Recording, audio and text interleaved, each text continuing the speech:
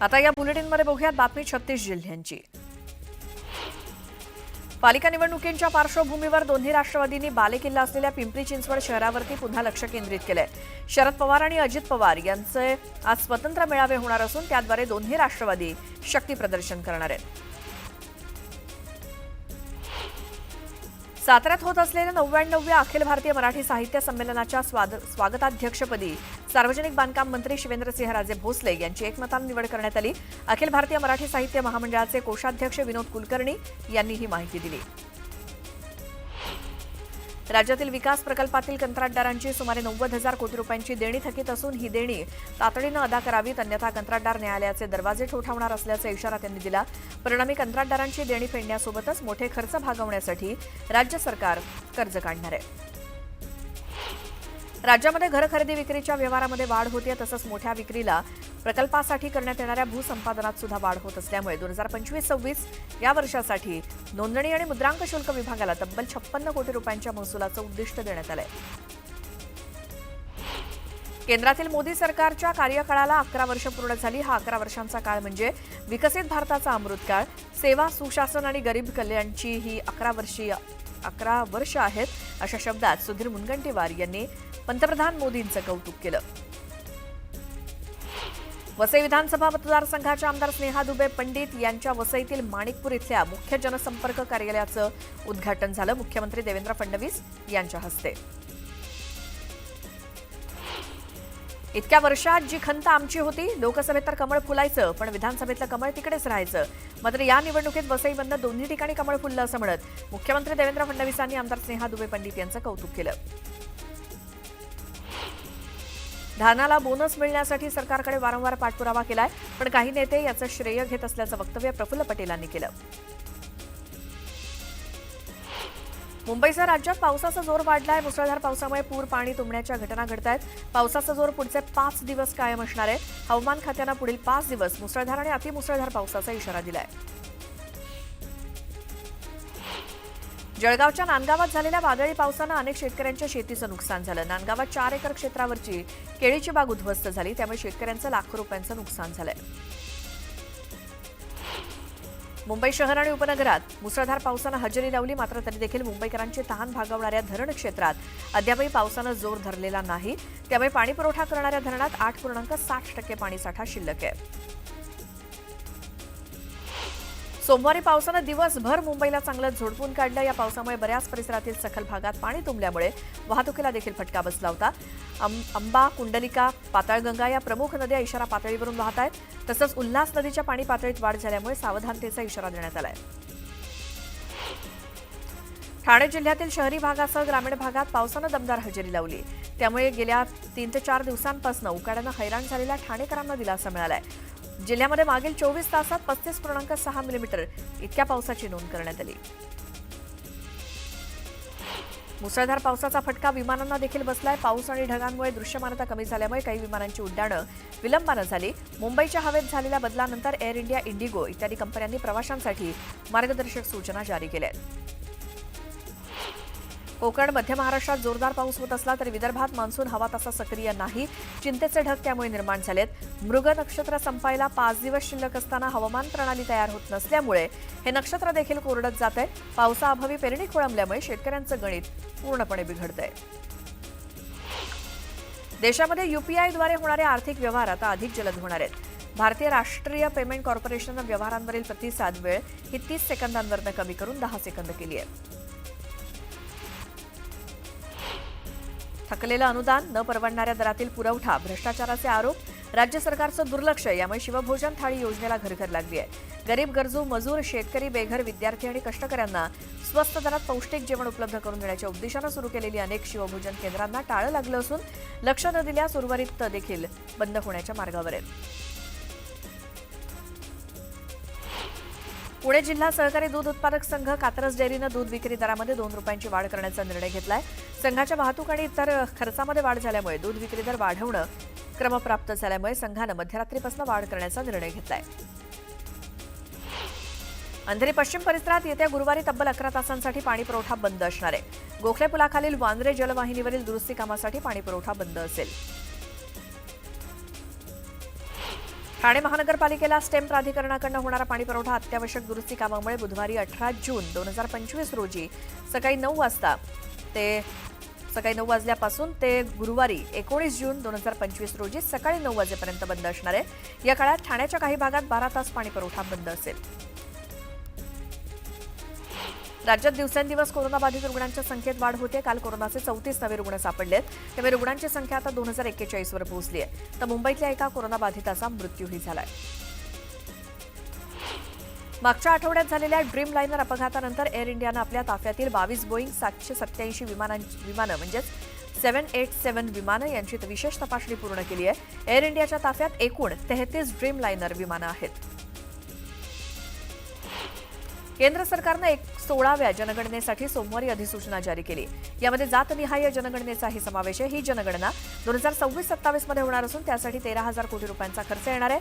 नाव, लिंग, वय, जन्मतारीख, वैवाहिक स्थिती इत्यादी 36 प्रकारचे प्रश्न नागरिकांना विचारले जाणार आहेत.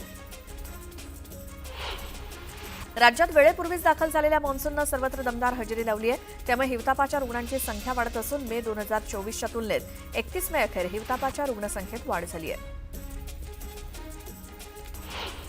खाद्यवस्तू, उत्पादित वस्तू आणि इंधन यांच्या किमती उतरल्यामुळे मे महिन्यात घाऊक किंमत निर्देशांकावरती आधारित महागाईचा दर घटून 0.39% झालाय. हा 14 महिन्यांचा नीचांक आहे. मात्र जगातील भू-राजकीय तणाव बघता किमती वाढण्याचा धोका असल्याचा इशारा तज्ज्ञांनी दिलाय. राजकोट किल्ल्यावरती छत्रपती शिवाजी महाराजांच्या पुतळ्याचं उद्घाटन झाल्यानंतर महिन्याभरातच पुतळ्याच्या चबुतऱ्याजवळ भगदाड पडलं. यावरती आता सार्वजनिक बांधकाम विभागाच्या अधिकाऱ्यांनी अजब तर्क मांडलाय. पुतळ्याचा चबुतरा काँक्रीटचा आहे आणि त्याच्या भोवताली मातीचा भराव टाकलेला आहे. जे झालंय ते नैसर्गिक असल्याचा दावा सार्वजनिक बांधकाम विभागानं केलाय. खारघर इथल्या 15 बंगलो प्लॉटवरती तुर्तास उत्तुंग इमारती बांधण्यास परवानगी देऊ नका असे आदेश उच्च न्यायालयानं सिडकोला दिलेत. पुढील सुनावणीपर्यंत सिडकोनं या संदर्भात कोणतीही मंजुरी देऊ नये याचं प्रतिज्ञापत्र दाखल केल्यास त्याची प्रत याचिकाकर्त्याला द्यावी असे आदेश सिडकोला देत खंडपीठानं ही सुनावणी 25 जूनपर्यंत तहकूब केली आहे. श्री संत तुकाराम महाराज आणि श्री संत ज्ञानेश्वर महाराज पालखी सोहळा 2 दिवस पुणे मुक्कामानंतर 22 जूनला पहाटे हडपसर मार्गे सासवड आणि लोणी काळभोर इथे मुक्कामी पोहोचतो. त्यामुळे या मार्गावरील पीएमपी बस संचलनात बदल करण्यात आलाय. अहमदाबाद दुर्घटनेत मृत्युमुखी पडलेल्या पायलट सुमित सब्रवाल यांच्यावरती आज अंत्यसंस्कार करण्यात येणार आहेत. त्यांचं पार्थिव पवईतल्या जलवायू विहार इथे आणण्यात आलंय. पुण्यामध्ये पुन्हा ढोल ताशांचा गजर घुमणाऱ्या ढोलताशा वादकांकडून पुण्यनगरीमध्ये सरावाला सुरुवात झाली आहे. पुण्यातील सर्वात जुन्या नादब्रह्म ढोलताशा ध्वजपथकाचा वाद्यपूजन सोहळा नुकताच पार पडला. पीओपी गणेश मूर्तीवरील उच्च न्यायालयानं उठवलेल्या बंदीमुळे गणेश मूर्तिकारांमध्ये पुन्हा उत्साहाचं वातावरण निर्माण झालंय. पालिकेनं आतापर्यंत 581हून अधिक गणेश मूर्तिकारांना मंडप परवानगी दिली असून त्यांच्या कामाला सुरुवात झाली आहे. मुंबईमध्ये पर्यायी वाहतूक व्यवस्था निर्माण करण्याच्या दृष्टीनं वॉटर मेट्रो प्रकल्प महत्त्वाचा असून या प्रकल्पाचं काम लवकरात लवकर सुरू करावं. त्यासाठी वॉटर मेट्रोचा आराखडा 3 महिन्यात सादर करावा अशा सूचना मत्स्य व्यवसाय आणि बंदरमंत्री नितेश राणेंनी दिल्या. मुंबईच्या पूर परिस्थितीशी आणि पाणी टंचाईशी सामना करण्यासाठी पालिका एक पंपिंग स्टेशन उभारणार आहे. या पंपिंग स्टेशनची क्षमता 200 दशलक्ष लिटर इतकी आहे. यासाठी 100 कोटी रुपये खर्च होईल. या पंपिंग स्टेशनचं काम सुरू असून 2027 पर्यंत हा प्रकल्प पूर्ण होईल. सर्वसामान्य प्रवाशांना धार्मिक स्थळांना भेटी देता याव्यात यासाठी आता खासगी टूर्स अँड ट्रॅव्हल्स कंपन्यांना एसटी सोबत संयुक्तपणे सहली आयोजित करता येणार आहेत. जेणेकरून सामान्यांना कमी खर्चात निवास आणि भोजन व्यवस्थेसोबतच धार्मिक पर्यटनाचा आनंद लुटता येणार आहे. राज्याची आरोग्य सेवा अधिक सक्षम करण्यासाठी सरकारी रुग्णालयातील वैद्यकीय उपकरणं आणि औषध खरेदीसाठी दर 3 महिन्यांनी निधी वाटप करण्याऐवजी त्याचे एकाच वेळी वाटप करण्यात यावं. त्याचसोबत आरोग्य सेवेसाठी अर्थसंकल्पात वाढीव निधीची तरतूद करणं गरजेचं आहे अशी शिफारस सदस्यीय तज्ज्ञांच्या समितीनं केली आहे. वर्सोवा घाटकोपर मेट्रो 1 मार्गिकेवरती आता घाटकोपर ते अंधेरी शटल सेवा बंद करून त्याऐवजी संपूर्ण मार्गावरती गाडी चालवण्याचा निर्णय मुंबई मेट्रो 1 प्रायव्हेट लिमिटेडनं घेतलाय. सोमवारपासून त्याची अंमलबजावणी सुरू झाली आहे. त्यामुळे आता मेट्रोच्या फेऱ्या देखील वाढल्या आहेत. वर्षानुवर्ष संक्रमण शिबिरात दिवस काढणाऱ्या मास्टर लिस्टवरील रहिवाशांना हक्काचं घर मिळावं यासाठी म्हाडानं वर्षभरात 2 कार्यक्रम घेत जवळपास 263 पात्र लोकांना देकारपत्र दिलंय. पण त्यापैकी केवळ 67 जणांनाच घराचा ताबा दिला जातोय. उर्वरित लोकांपैकी जवळपास 30 जणांनी अद्याप स्वीकृतीपत्र दिलेलं नाही.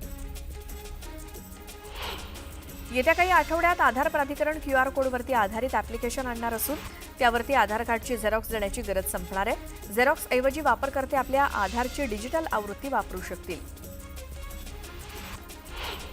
श्री संत ज्ञानेश्वर महाराज आणि संत तुकाराम महाराज यांच्या पालख्या 21 जूनला पुण्यात मुक्कामी आहेत. याच दिवशी जागतिक योग दिन साजरा होणार आहे. त्यामुळे राज्य सरकारच्या पुढाकारानं पुण्यात वारकरी भक्तियोग उपक्रम आयोजित करण्यात आलाय.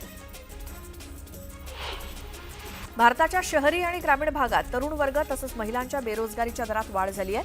शहरी आणि ग्रामीण भागात 15 ते 29 वर्ष वयोगटात बेरोजगारीच्या दरातील वाढ 17% गेली आहे. केंद्र सरकारच्या सांख्यिकी आणि कार्यक्रम अंमलबजावणी मंत्रालयानं बेरोजगारीच्या दराची ताजी आकडेवारी प्रसिद्ध केली. एक मोठी बातमी येते ती बघूयात. केंद्रीय गृहमंत्री अमित शहा 2 दिवस महाराष्ट्र दौऱ्यावरती येत आहेत. 20 आणि 21 तारखेला अमित शहा यांचा महाराष्ट्र दौरा असेल. पुणे आणि मुंबईतल्या कार्यक्रमांना अमित शहा हजेरी लावणार आहेत. 20 आणि 21 तारखेला केंद्रीय गृहमंत्री अमित शहा हे महाराष्ट्र दौऱ्यावरती असणार आहेत. पुणे आणि मुंबई या ठिकाणच्या कार्यक्रमांना ते हजेरी लावणार आहेत.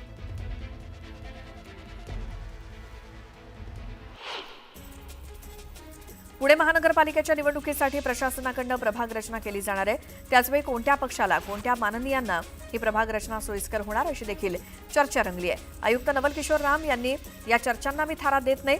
शासनानं ठरवून दिलेल्या नियमांनुसारच प्रभाग रचना होईल. यात राजकीय हस्तक्षेप होऊ देणार नाही अशी स्पष्टोक्ती दिली. पुण्यामध्ये पुन्हा ढोल ताशांचा गजर घुमणार आहे. ढोल ताशा वादकांकडून पुण्यनगरीमध्ये गणेशोत्सवासाठी सरावाला सुरुवात झाली आहे. पुण्यातील सर्वात जुन्या नादब्रह्म ढोल ताशा ध्वज पथकाचा वाद्यपूजन सोहळा पार पडला. कल्याण डोंबिवली महानगरपालिकेनं घनकचरा करामध्ये अतिरिक्त शुल्क वाढ केल्यामुळे नागरिकांमधून संताप व्यक्त करण्यात येतोय. ही करवाढ मागे घेण्यात यावी या मागणीसाठी शिवसेना उद्धव बाळासाहेब ठाकरे पक्ष दिवसेंदिवस अधिक आक्रमक झालेत. तर महापालिकेनं पाठवलेली वाढीव कराची बिलं जाळून केडीएमसीचा निषेध करण्यात आला. पिंपरी चिंचवड शहरातील पूल वाहतुकीसाठी धोकादायक झाले. शहरातील 3 पुलांचं स्ट्रक्चरल ऑडिट करून दुरुस्ती करण्यात आली होती. त्यानंतर या पुलावरनं वाहतूक सुरू करण्यात आली. मात्र इंद्रायणी नदीवरील पूल दुर्घटनेनंतर महापालिका प्रशासन खडबडून जागं झालंय. राज्य सरकारच्या आदेशानंतर शहरातील सर्वच पुलांचं स्ट्रक्चरल ऑडिट करण्याचा निर्णय घेण्यात आलाय.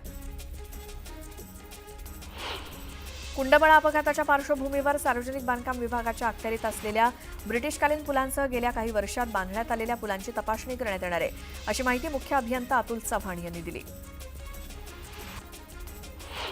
राज्यातील धोकादायक पर्यटन स्थळ तात्पुरती बंद करण्याचे आदेश मुख्य सचिव सुजाता सौनिक यांनी दिलेत. पोलीस, महापालिका, रेल्वे, मेट्रो आदी यंत्रणांनी नागरिकांच्या सुरक्षेला प्राधान्य देऊन दुर्घटना टाळण्यासाठी सर्व यंत्रणांनी एकत्रितपणे काम करावं असं त्यांनी स्पष्ट केलं. पुणे जिल्ह्याच्या ग्रामीण भागातील गावांना आणि वाड्या वस्त्यांना जोडणाऱ्या लहान पुलांचं यावर्षी स्ट्रक्चरल ऑडिट करण्यात आलं असून त्यामध्ये धोकादायक ठरलेले साकाऊ काढून टाकण्याचा निर्णय जिल्हा प्रशासनानं घेतलाय. स्थापत्य लेखापरीक्षणाचा अहवाल तातडीनं सादर करण्याची सूचना जिल्हाधिकाऱ्यांकडून देण्यात आली आहे.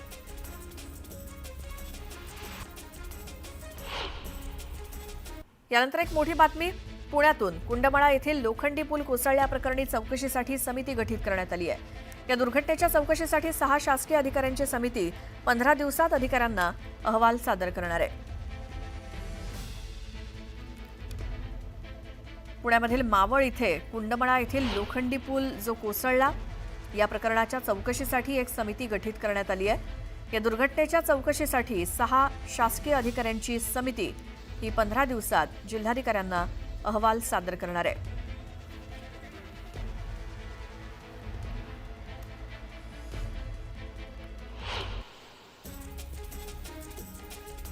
पुन्हा पाहूयात बातमी 36 जिल्ह्यांची. केस आणि नख गळतीनंतर आता बुलढाणा जिल्ह्यामध्ये मेहकर तालुक्यात शेलगाव देशमुख इथे हाताला भेगा पडत असल्याच्या तक्रारी नागरिकांनी केल्यात. मात्र जिल्हा आरोग्य यंत्रणांनी आजार संसर्गजन्य नसल्याचं स्पष्ट केलंय. श्रीगोंदा तालुक्यातील हिरळगाव जिल्हा परिषद शाळेतील शालेय पोषण आहारात कालबाह्य मसाले आढळल्यामुळे खळबळ माजली. आमदार विक्रम पाचपुते यांनी शाळेच्या पाहणी दरम्यान हा प्रकार उघडकीस आला. दरम्यान हे मसाले उशिरा प्राप्त झाले आणि उन्हाळी सुट्ट्यांमुळे वापरले गेले नाहीत, त्यामुळे ते बाजूला काढण्यात आले अशी माहिती शिक्षकांनी दिली.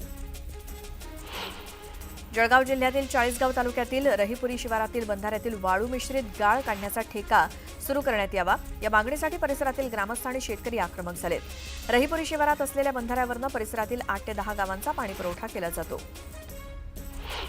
राज्यातील व्यावसायिक अभ्यासक्रमाच्या प्रवेशासाठी राज्य सामायिक प्रवेश कक्षानं घेतलेल्या MST CET परीक्षेचा निकाल जाहीर झालाय.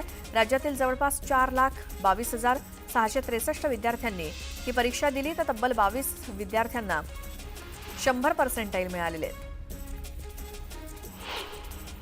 राज्यातील प्रथम वर्ष पदविका अभियांत्रिकी अभ्यासक्रमात प्रवेशासाठी अर्ज करणाऱ्या विद्यार्थ्यांची संख्या लक्षणीय आहे. विद्यार्थ्यांचा वाढता प्रतिसाद आणि प्रमाणपत्र मिळवण्यास होणारा उशीर लक्षात घेता अर्ज सादर करण्यास मुदतवाढ देण्यात आली आहे. त्यानुसार अंतिम मुदत 26 जूनपर्यंत वाढवण्यात आली आहे. नवी मुंबई महापालिका सरळ सेवा भरतीसाठी 15 जुलैपासून ऑनलाईन परीक्षा होणार आहे. 21 जुलैपर्यंत ती चालणार आहे. नवी मुंबई महापालिकेनं 368 पदांसाठी भरती प्रक्रिया सुरू केली आहे. यासाठी राज्याच्या विविध जिल्ह्यांमधनं 84,000पेक्षा जास्त उमेदवारांचे अर्ज आलेत. जळगावच्या स्थानिक गुन्हे शाखेनं गोवंश चोरी करणाऱ्या आंतरजिल्हा दरोडेखोर टोळीचा पर्दाफाश केला. या कारवाईमध्ये एका आरोपीला अटक करण्यात आली असून उर्वरित 5 जण फरार झालेत. एका काळ्या रंगाचा बैल, तलवार, गुप्ती, चाकू, लोखंडी रॉड आणि दोर पोलिसांनी जप्त केलाय. एक मोठी बातमी येते. पुण्याच्या माजी आयुक्तांनी निवृत्त होण्यापूर्वी 1,500 कोटींचे TDR वाटल्याचा आरोप करण्यात आलाय. 30 प्रस्तावानुसार 30 लाख चौरस फुटांचे TDR आयुक्तांनी मंजूर केल्याचा आरोप आहे. माजी आयुक्त राजेंद्र भोसलेंच्या कामकाजाची चौकशी करण्याची मागणी त्यामुळे केली जाते. पुण्याचे माजी आयुक्त हे निवृत्त होण्यापूर्वी त्यांनी 1,500 कोटींचे TDR वाटल्याचा आरोप करण्यात आलाय. 30 प्रस्तावानुसार 30 लाख चौरस फुटांचे TDR आयुक्तांनी मंजूर केल्याचा आरोप आहे. त्यामुळे माजी आयुक्त राजेंद्र भोसले यांनी केलेल्या कामकाजाची चौकशी व्हावी अशी मागणी सध्या केली जाते.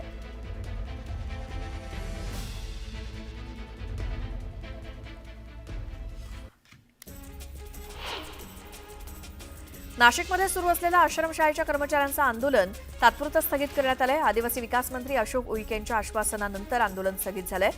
मुंबईमध्ये मागण्यांसंदर्भात बैठक होणार आहे. आषाढी एकादशी निमित्त 18 जून ते 10 जुलै दरम्यान वारकऱ्यांना टोल माफी केली जाणार आहे. 10 मानाच्या पालख्यांच्या मार्गावरती टोल माफी करण्याचा निर्णय सार्वजनिक बांधकाम विभागानं घेतलाय. रांजणगावच्या माजी सरपंच स्वाती पाचुंदकरांवरती गावठाणाची 72 गुंठे जमीन हडपल्याचा ठपका ठेवण्यात आलाय. अधिकाऱ्यांशी संगनमत करत सासऱ्याच्या नावे जमीन घेतल्याप्रकरणी हा गुन्हा दाखल झालाय. भ्रष्टाचार झाला असेल तर चौकशी होईल तसं सूतोवाच उपमुख्यमंत्री अजित पवारांनी केलं. पूल दुर्घटनेची सविस्तर चौकशी होऊन दोषींवरती कारवाई होईल असं स्पष्टीकरण उदय सामंत यांनी दिलं. उपमुख्यमंत्री एकनाथ शिंदेंच्या आदेशानंतर नागपुरातील जुनी कामठी इथे कनान नदीवरील पुलाचंही स्ट्रक्चरल ऑडिट केलं जाणार आहे. या पुलाची दुरुस्ती करण्याची गरज आहे.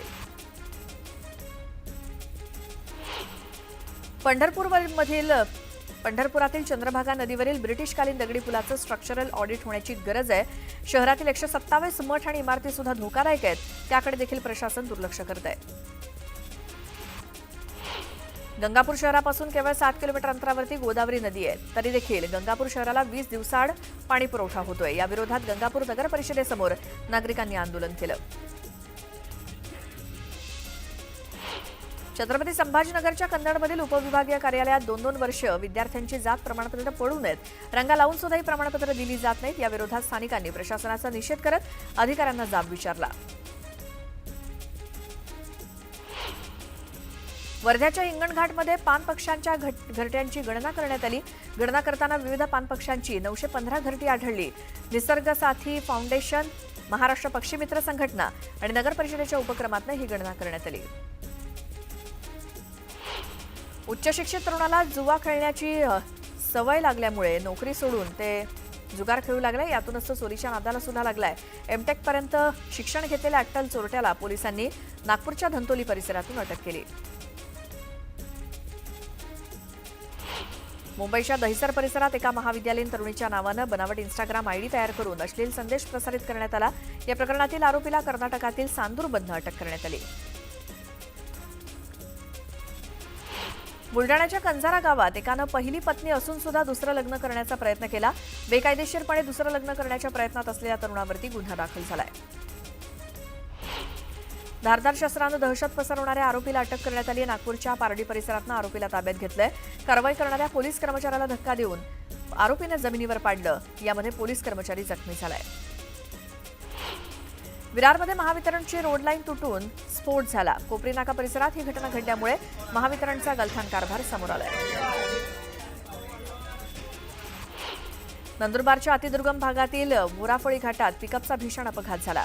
या अपघातामध्ये 22 जण जखमी झाले असून त्यातील 13 जणांची प्रकृती गंभीर आहे. चालकाचं नियंत्रण सुटल्यामुळे अपघात झाल्याची माहिती समोर आली आहे. या अपघातानंतर चालकावरती निष्काळजीपणे वाहन चालवल्याप्रकरणी गुन्हा दाखल झालाय. बुलडाण्याच्या मलकापुरात अवैध दारू वाहतूक करणाऱ्यांविरोधात पोलिसांनी कारवाई केली. यावेळी पोलिसांनी एकाला अटक केली तर दारूच्या 26 बॉक्ससह 4 चाकी देखील जप्त केली आहे. मतदान प्रक्रियेची निगराणी वाढवण्यासाठी निवडणूक आयोगानं सर्व मतदान केंद्रावरती 100% वेबकास्टिंग करण्याचा निर्णय घेतलाय. सध्या वेबकास्टिंगचं प्रमाण 50% होतं. बिहारमध्ये या वर्षी अखेरीस होणाऱ्या विधानसभा निवडणुकीत 100% वेबकास्टिंग लागू होईल. धाराशिवमध्ये तुळजाभवानीचे छत्रपती शिवाजी महाराजांना तलवार देत असताना उभारल्या जाणाऱ्या शिल्पावरनं सध्या वाद सुरू आहे.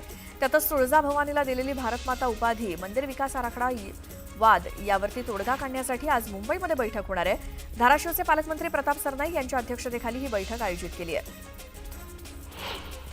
बोरघाटात होणारी वाहतूक कोंडी दूर करण्यासोबतच पुणे मुंबई हे अंतर कमी करण्यासाठी लोणावळ्याजवळच्या सिंहगड इन्स्टिट्यूट ते खालापूर दरम्यान बोगदा खोदून मिसिंग लिंक तयार करण्यात येतोय. येत्या ऑक्टोबरपर्यंत या मार्गाचं काम होत आहे. चाचण्यांनंतर येत्या डिसेंबरमध्ये मिसिंग लिंक वाहतुकीसाठी खुला करण्यात येईल. त्यामुळे पुणे मुंबई प्रवासासाठी लागणारा वेळ अर्ध्या तासानं कमी होणार आहे.